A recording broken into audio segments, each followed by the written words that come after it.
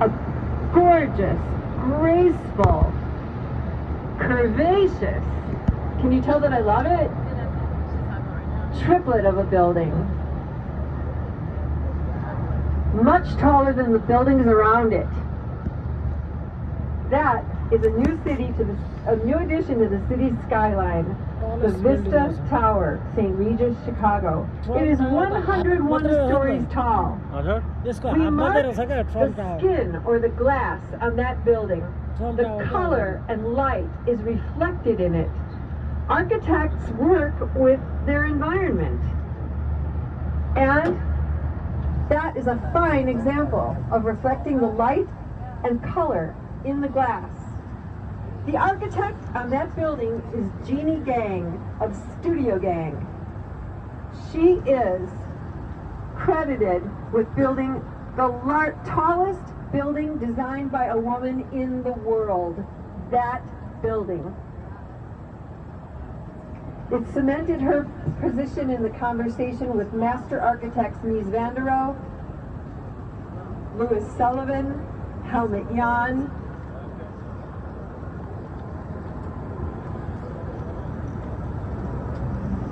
Hello, sir. Straight out in front of us is another building making excellent use of reflective glass, playing off the watercolor and light.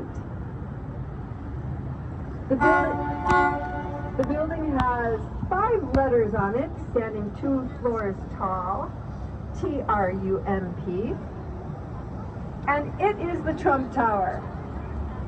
Multi-purpose condo hotel in downtown Chicago on the former site of the Chicago Sun-Times newspaper. This building was completed in 2009.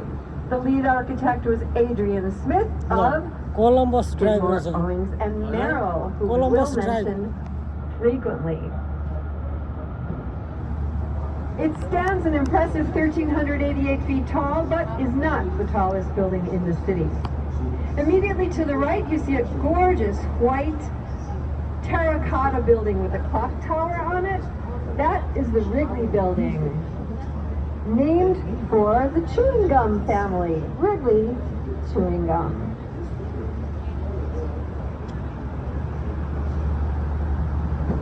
As we pass under the Columbus Drive Bridge, and we notice again the color of the water, this sort of muddy green. On St. Patrick's Day, the color of the water changes to a color not found in nature when the river gets dyed by the Plumbers Union to celebrate St. Patrick's Day. Here you have a better view of the Wrigley Building. If you let your eye wander from the bottom of the building up, the building is entirely dressed in glazed terracotta, which gets lighter and lighter as it reaches the top of the tower. And that's intentional. It's a kind of trompe-l'oeil, which fools your eye into thinking that the building is taller than it is.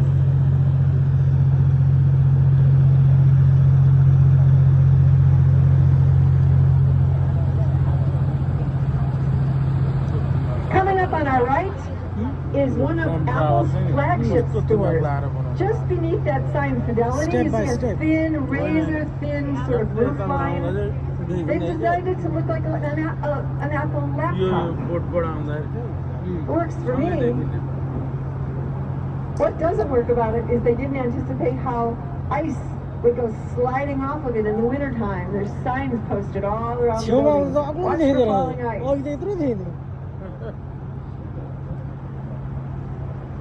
The bridge in front of us is Michigan Avenue Bridge, also been renamed recently DuSable Bridge. If you are a shopper and you have not been on Michigan Avenue, you need to get there. Leave the people behind who don't want you spending money, because all the usual suspects are there. Dior, Chanel, Balenciaga, etc. There's also plenty of family-friendly shopping, such as The Gap, Banana Republic, tons of restaurants, and may I recommend a Chicago favorite, an original popcorn, caramel corn, many flavors of corn, shop called Garrett's Popcorn. But I do caution you, it is addictive.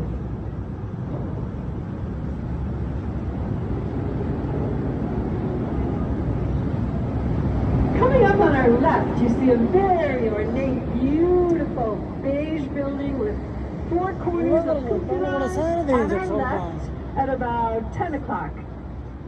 Dome top, very regal, magnificent building.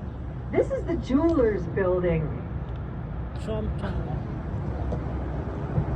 The Jewelers Building is reputed to have had a club in the top, in that dome, run by Al Capone. I cannot confirm or deny, I wasn't there.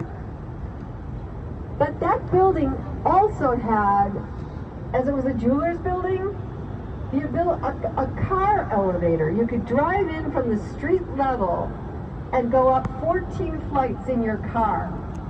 Now, whether Capone had anything to do with that, like that was for some nefarious use of his, or if it was to protect delivery and transport of jewels, I don't know.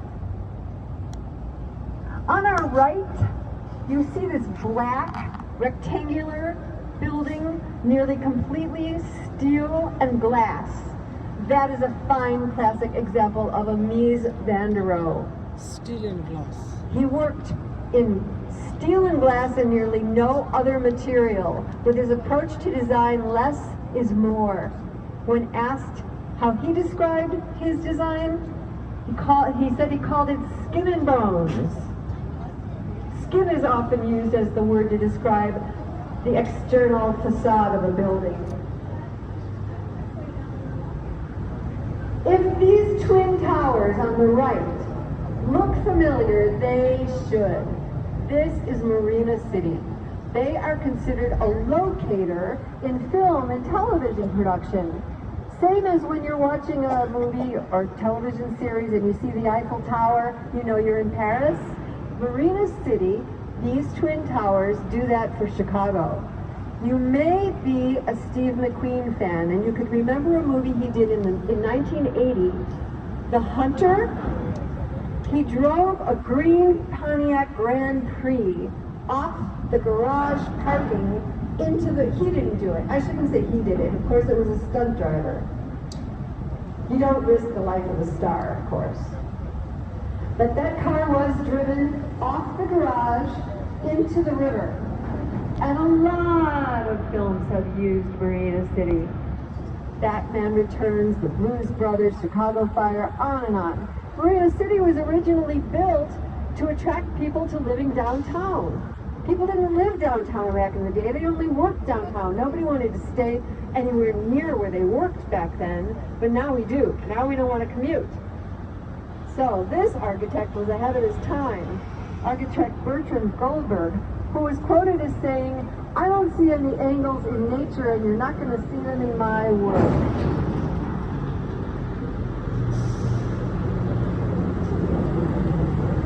On the left, see all the folks walking in front of this place marked Tiny Tap? That's the Riverwalk, inspired by San Antonio's Riverwalk. It allows pedestrians to walk all the way from the lakefront to Lake Street. Built at a cost of $100 million, the Riverwalk includes a lot of attractions, such as, look on the right side, a gorgeous restaurant called RPM Seafood. Restaurants, bars, parks. It's really a very enjoyable walk to take. I recommend it. Between the bridges, all those spaces are called rooms, and just like rooms in your house, they feature various things such as restaurants or bars.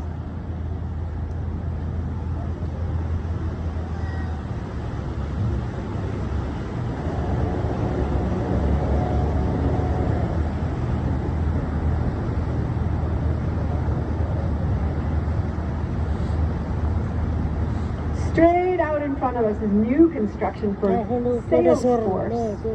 Again, the architect choosing to work with reflective glass. The skin is almost entirely free of anything but this gorgeous reflective glass. Working again with color of the water and light.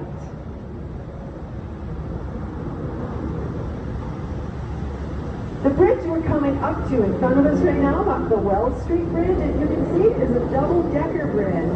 The upper level has the tracks for the CTA, the Chicago Transit Authority. That train is circling around the loop of the main central business district of the city, called the Loop. That district itself, it's called the Loop. It is a fun way to visit central downtown Chicago. Get a sandwich, pay the $2.50, and pretend you're on a tour train. I do it when I visit other cities. I think it's a very good way to get around, practically speaking, but also it's a pleasure to be just that close to the buildings. This building on the right, arguably one of the most exciting buildings in the city, in the history of the city. This is the Monumental Merchandise Mart. There is over 4 million square feet of floor space in that building. When that building was built, it was the largest in the world. It had its own zip code. And you see this line of pedestals with heads, busts atop? They sort of look like giant Pez dispensers. They are, in fact, titles of American history.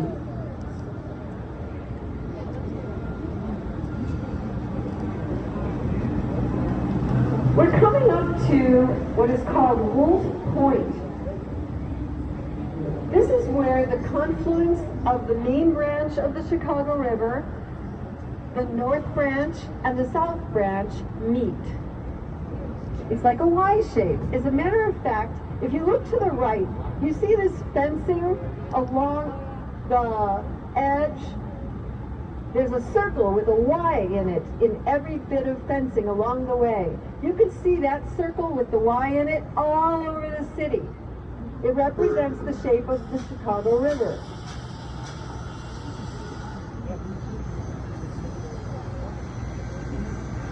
Wolf Point is significant to the history of the city.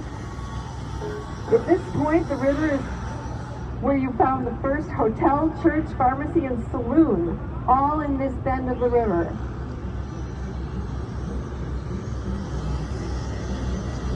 Complete भएको रहेछ 2023 मा complete हुने रहेछ. Circling around, you start to see this red brick building on the opposite bank.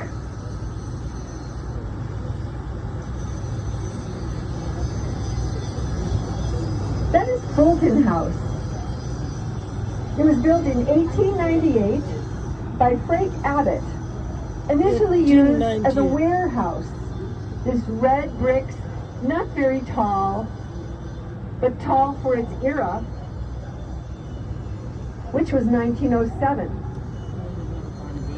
I'm sorry, it was built in 1898. In 1907, yes. It was converted to cold storage for Chicago's considerable meatpacking industry. The largest meat, I can only think of the French word, the abattoir. The Union Stockyards, thank you, Captain Matt.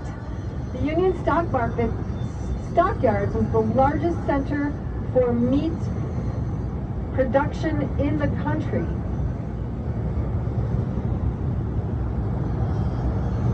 Just past Fulton House, you're going to see, or you start to see,